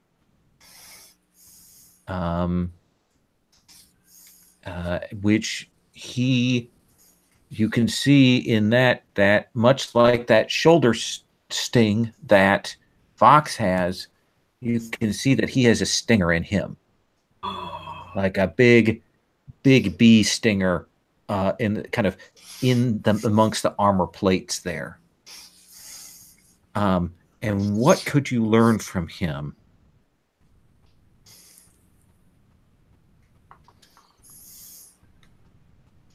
Let's think here. I think that if you can cure him, he can probably show you how to cure the fruits. Does that seem like a fair set of answers? That is great. Okay. That's awesome. Let's cut back to Ren, who was kind of finished up the distraction, and then I'm going to check in with the pair of you by the rock. So Ren, what are you doing? Do I also see the stinger and realize, oh, hey, this is what's probably hurting him or them? Well, let's figure out the fiction of how you get back over to her. So what is it that you do? Let's move you over that way to where, and not her, to where Sam is at. All right. So I think I guess I was running and gliding around along, throwing piloting crystals, and I think I see Sam alone and grabbing its attention, so that, and then I think I try to. I'm not sure if I want to just go there and then and then get myself into trouble as well, but I think that's like the. So it sounds to me like you might be trying to act despite danger to get over, in front. Does that seem like a right way to handle that? Yeah. Okay. Yeah, that's with courage. Okay. Yes, let's see it. Let's see me roll a 6. And courage is 0, so 6. The good news is you get to mark XP. Yes. Actually, so all you were trying to do was go meet up with Semagrath? Yep. Yes. Yeah, can I help? Or if you want to help. No, you go ahead. Box. Yeah, one of you would roll your friendship gems with Drem. Yeah, I'll do that. Yeah, I would suggest Samagrath do that. Okay. So let's see you roll it. Okay. And you don't spend them; these are just the value. Okay. Yeah, I rolled a 9. Okay. So I think that the 7 and 7 to 9 is that the glass glide in isn't particularly pretty, and you have to kind of move to catch Ren, and you both kind of go tumbling down away from it. You're free and you've got some room to act, but you kind of roll down again into that sound of a big huge puddle of honey that sticks and gets in everything. It gets in your bags. It gets in your scales. It's everywhere. Does that seem fair? Yeah, and I expect when we're rolling, it's like ooh, ooh, yes. So Vox, you're behind this rock, and Tavern is clearly afraid. And has gone quiet. What do you do? Vox leans in very close to Tavern and says, "Don't worry, my friend. I will protect you." And Vox walks out from behind the rock to stand. So how far away do you think that Sam and Ren are? Did they fall down like on the other side or nearby, or? It makes dramatic sense if they fell, like within 20, 30 feet of you. Yeah. So I think that Vox just goes out and stands kind of in the open, in between the rock and where the two of them are, to kind of draw attention to him rather than to the other two. All right. Let's see. And I'm not going to do anything dramatic until some other things are on the table first. Yeah. Okay. So you essentially are positioning yourself, and we'll see what danger is going to come possibly as a result of that. So we'll hit you with a move when that happens. Yeah. What's your reaction to that, Tavern? Tavern, do the bees seem to be like getting any better now, or are they still? It seems like the sound that you created has driven the bees away. Like they've gone away. Like they're in that kind of chaos. Like their nest has been disrupted, and the noise has set them off. And you have a sense that they're in that kind of shaky, drunken bee kind of thing for the moment, at least. Not cured, but definitely not a threat to you at the present moment. Okay. Then Tavern is going to just kind of start talking to. He's gonna kind of step out and talk to the dragon. Is like, we know where you could find a lot more flowers. We know where there's magical flowers even. If you let us help you, then we can to tell you where the magic flowers are. So I think that this is probably mislead or trick. Because this thing, while it is a dragon, it is shadow infested. So I think that in order to do this, you still have to kind of get past that. Does that seem like a okay way to handle that? Yeah. Because it does represent you getting an opening. So why don't you roll with cunning? Okay. This is a little bit. Yeah, this is one of your strong stats. Okay. 6, 7. So 7. So on a hit, they're fooled for a moment. You can learn a valuable secret or create an opportunity. What would you like? I would like to let's go with create an opportunity. What draw their attention? What does that look like? What do you imagine? Yeah, just mentioning the flowers kind of draws Nildred's attention away for just a moment. Yeah, you hit on it's like horde. You say the magic word of flowers and pollen, and its dragon head kind of turns and does that. Sam, what do you want to do? And certainly you've got backup from Ren. Sam sees this opportunity and just goes to try to runs forward as fast as they can to try to pull that sting out of Nilgaz. Where is the sting, by the way? Like imagine it's like the classic sort of smog, on the breastplate, kind of sticking out. there as it's kind of reared up. Yeah. All right, I will help. Okay, so Can you give me a boost so I can like fly forward? That makes sense. that's perfect. So Okay.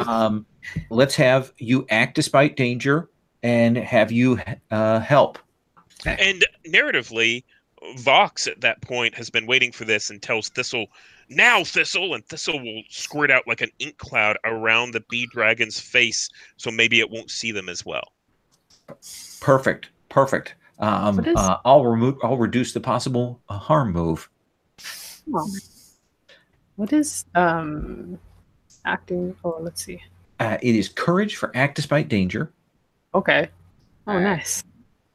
Well, I rolled a 9, and I think I have.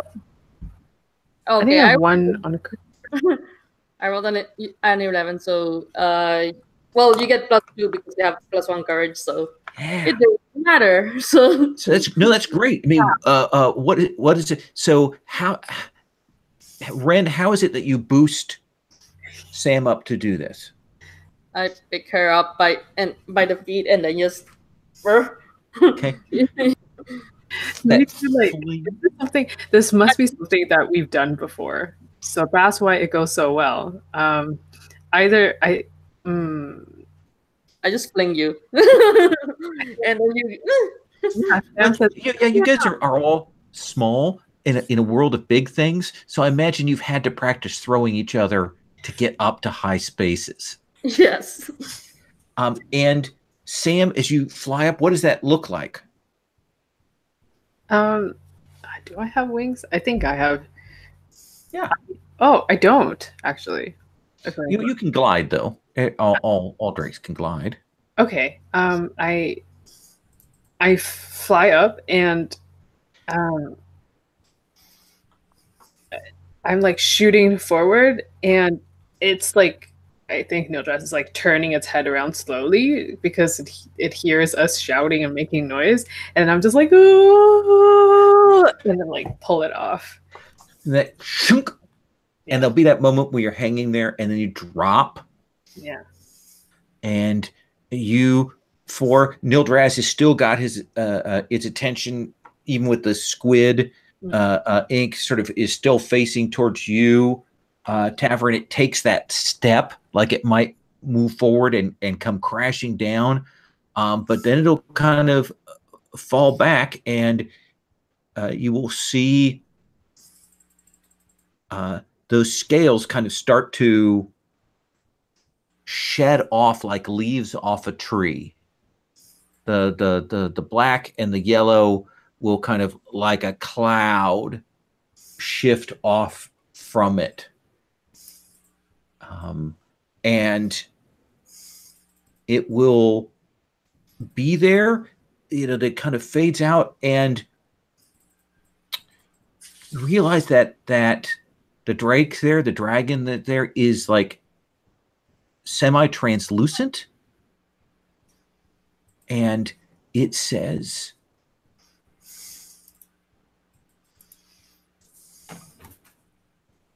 "Wash them in the water under the moon. That will clean them. We'll clean everything." The beast, or watch what? What you came for. And right. then you'll see the sort of the image, the sort of translucent image of the drake, then itself kind of shatter like crystal, and will also be caught by the wind, like leaves again, and it kind of swirls, and you can tell that you freed this dragon.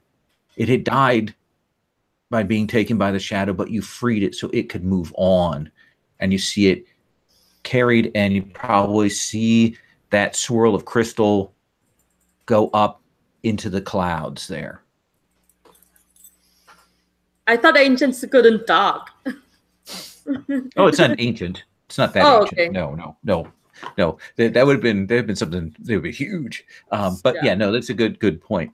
So it does follow. This very much the Spirited Away. The scales. There is the image, and Talarin, you're hearing just this cacophony now of what's going on, of all these bees, like these swarms of bees that are freaking out. It's okay, everybody. Just try to tell them everything's okay and explain what happened. That the darkness was here, but you're okay now, and you'll have to rebuild your hive, but everything will be good. And there's lots of flowers all around. And the bees don't really get it. They don't really understand shadow, but they understand flowers, and they understand hive, and they listen to you. And so for this moment, until one of the worker bees changes to become the new queen, they listen to you. And so yes. You will see that probably there's this halo of bees around Tavern for the rest of the time that you're on the island. Go collect pollen, build hives, lay eggs, or whatever. Do bee things. Do bee things. And you're just so pleased. I mean, got this done. But all of you, with the exception of Vox, are just covered in honey. It is sticky and unpleasant and everywhere there. And it's bad smelling honey. Yeah. I think Vox is kind of picking his way through and picks up several of the crystalline hexes and kind of collects a few of them to take back as treasures. Okay. And you can certainly make your way back down the mountain. You're unaccosted on the way back down. Even the smell has kind of changed in the air, like something has shifted entirely here. I think I saw a pool on the way up we can clean off. Yeah, stop at like a spring that you find on the mountainside and get yourself cleaned and cleared as best you can. And it takes a while. I've dropped jars of honey. It takes a while, believe me, for you to get that all out. At least it wasn't marmalade. That's even worse. You can make your way back down to where the garden is, where the spirit is, and it's still sitting there, still eyeing you a little suspiciously as you come down. Well, I point at the bees that are now surrounding Tavern because they have a lot of bees on them, right? Semagrath, what did you do with the stinger? I'm still holding it all this time, and I'm now following after you again, Vox. I think that Vox turns to the spirit beast and says, Mighty Semagrath has taken the proverbial sword from the stone, and kind of points at the stinger and indicates she should wave it around a little bit, and says there was a giant bee dragon that was hurt by this stinger, and we took it and put it at rest. Good. You are heroes. What do we do with the stinger? What do we do with the stinger? We kind of need to put it somewhere where it won't hurt anyone else. I think Vox kind of wants to wave it around like a weapon or something. Woohoo! That's not a good idea. It's a shadow weapon. That's right. Yeah, if you reach for it, surprisingly, Semagrath is going to clutch it closer. Ooh, okay. You should be careful with that. That's what I'm saying. Oh, now I get it. Oh, I see. What? Where did this come from? There was a cloud that came down, carried by the wind. The dragons fought the shadow, fought the darkness of old. There are still things left around from that, carried by the currents and the times and the waves and the tides. Can we get fruit now? The purified dragon told us how to clean them. You may each take one fruit. Alright. And you can pluck it off. Of course, it is still this sort of weirdly iridescent black, enormous peaches. No, you can clean that off apparently. So yeah, essentially under moonlight. If you wash it under moonlight, it will clean them. All right. Cool. And you can head back to the beach. All right. Do you send Fujira the signal? I think we should clean the peaches first, since one of them goes to Fujira. And Okay. I don't think we should confuse Fujira with why they're black all of a sudden. Okay, so you wait till dusk, and as I mentioned, there are other fruits here on the island that don't seem to be contaminated in the same way. So you can stop and eat those and fill your bellies with that.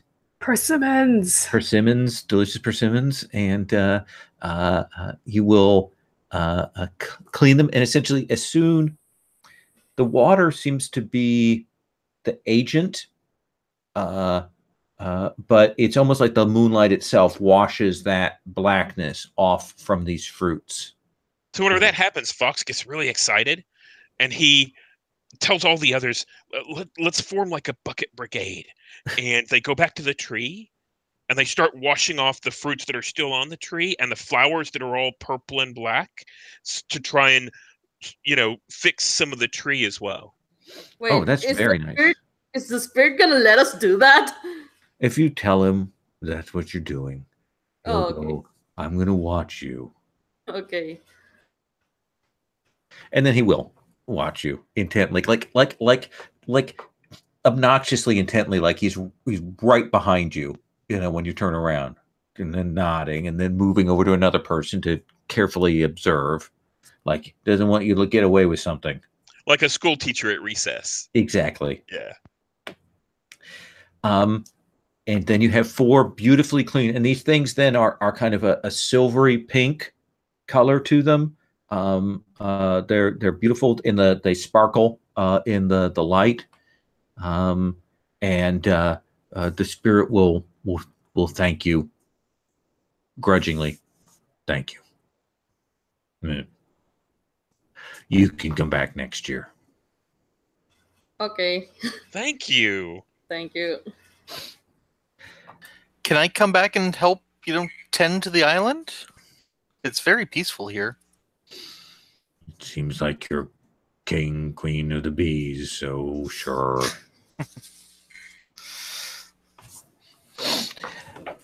And you can head back to the shoreline. You've got these beautiful peaches. You can throw the stones, and under the moonlight, you will see that shifting in the water, and you will see Fujira, comes up out of the water. His head rises up, and he looks at you, and his eyes just fasten to those peaches, to those fruits. I see you got them. It was an adventure, and we are heroes, but we got a fruit for you. 1. Because we need at least 2. That we will happily give you when we return to the land on the other side. I think, and see Fujira kind of fighting against his instincts. He's like, I think you should give me one of those now. But that wasn't the deal. We're supposed to give it to you whenever we cross back to the land. Kind of looks at you, and he says, I think you should give that to me now. I'm gonna study the dragon. Well, I want to actually do. I think let me have. Okay. I think Stephen was triggering a move here first, and then we can roll this study. Does that seem cool, Maria? Yeah, I'm fine. So Stephen, it sounded to me like you were angling for stand up to an older dragon. Sure. Yeah. So why don't you roll And with courage? Courage. Yep. And you have some friends at hand who can help or hinder. I got boxcars, so that's a 13. Bro. Pick one from the list.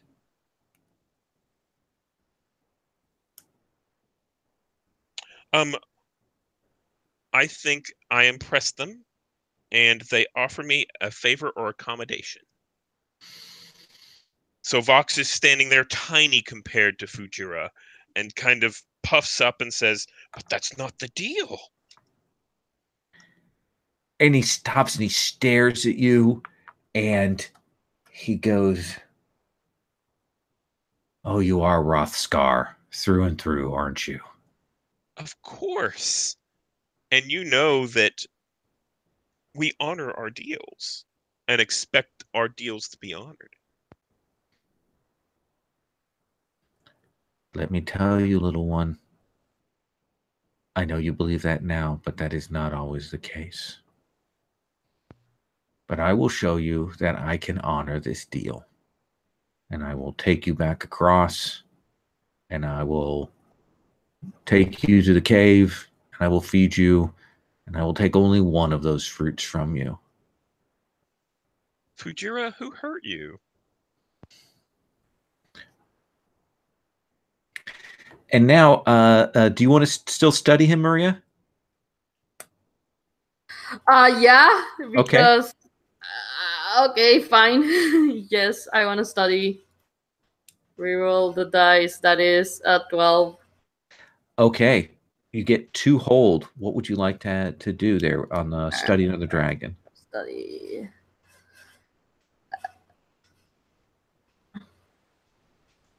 Who are you holding a grudge against? Well, I don't think I can give you the name, but you have the sense that there is someone, like, when Fujira speaks about Rothscar, there's clearly someone from Rothscar who is the reason that they're out here. Okay. Does that seem like a fair enough answer? Like you know that you can sense that. All right. What's the second question, Seer? How could I get your dragon, or how could I get Fujira to actually honor their end of the bargain and only take one? Oh, you think you're worried about that, and so part of what you're looking at is to kind of judge whether he will honor it, and you're like, he's going to. Okay. You listen to their interaction with Vox, and something about Vox's manner has changed their heart. Okay, good. All right. And yep. Then we'll get on, I guess. Okay. Fujira will sail you across the bay, and we'll take you back up to the cave with those great arches there, and we'll present, fish that they have caught during the day, and we'll feed you, and we'll sit and we'll ask you to tell the story of what happened, and kind of curls up around the length of the cave to listen to you as you tell the story. And so you're the master of the bees now? Is that what it is? Well, now that we've left the island, they'll probably, make their own queen and everything. Oh, I see. I see. And you are the hive breaker thorn bearer then now? Is that what you are, little Sam?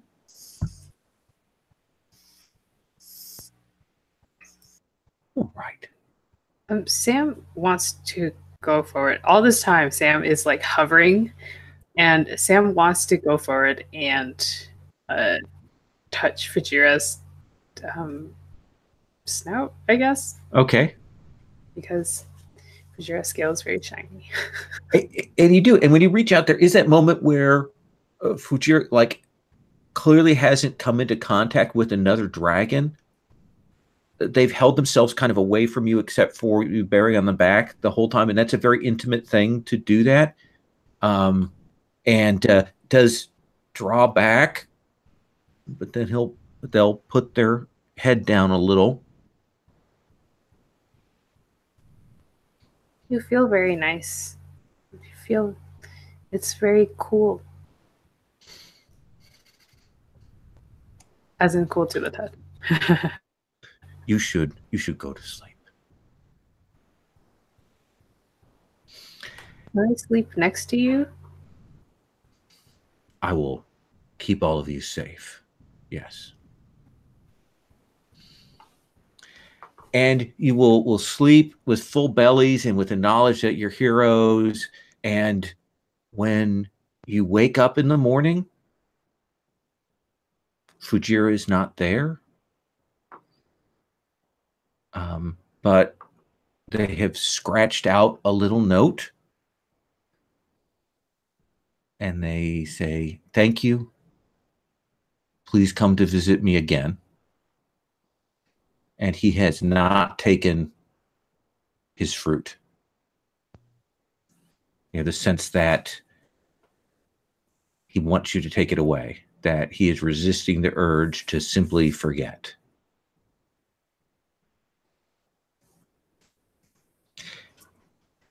And I think that's probably a good moment to end the session on, if that's okay with you guys. Sure. But we will go to the end of session XP stuff, I think. We'll go through that process and we'll do that. Find that in here. Experience points. Wow, it's not like Blades in the Dark where I can't find it ever. Let's see here. 72. It is not on the basic move sheet. I found it. Here we Goran, are. and the individual questions are: Yep. Did you learn a lesson from a friend? All right. So let's go around the table and we'll answer these. Let's go and start with you, Ren. Did you learn a lesson from a friend? I learned how glass works and how to break glass. So yes. Perfect. Did you help a friend solve a problem? Yes, I boosted them to. Yes. Perfect. So you get an XP for each of those. Yay. And then we go to Tavern. Did you learn a lesson from a friend? I would say yes, that from Vox about going out in front of the big dragon. Mm-hmm. Mm-hmm. And did you help a friend solve a problem? I would say we all work together to solve a problem. Yes. I liked you going out on your own and striking out even though you were scared. So that's 2 XP for that. Then we come to Vox. Vox, did you learn a lesson from a friend? I think so. I think I learned a lesson to pay attention to what I'm doing and not worry so much about my friends.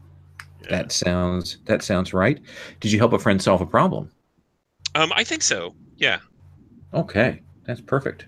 So you get an XP for each of those. If you met your obligation Wait, at Sam? all. Oh, I'm sorry. It was 3 people. Duh. Sam, I am so sorry. Sam, did you learn a lesson from a friend? I don't know if I learned a lesson from the friends, but I learned a lesson, but I feel like it was more from like Fujira or something. Would you consider Fujira a friend? now? Sam would. Okay, then that's worth a point. Aw. Did you help a friend solve a problem? I think so. Yeah, I think you actually did. If we're in the same context, you helped Fujira solve a problem there. Oh. In addition to helping your other friends. So that's worth a point. Okay. If you fulfill one of your house obligations and you have one of your shadows marked, if you did that at some point, you can actually clear one of those shadows. So that's for Ren and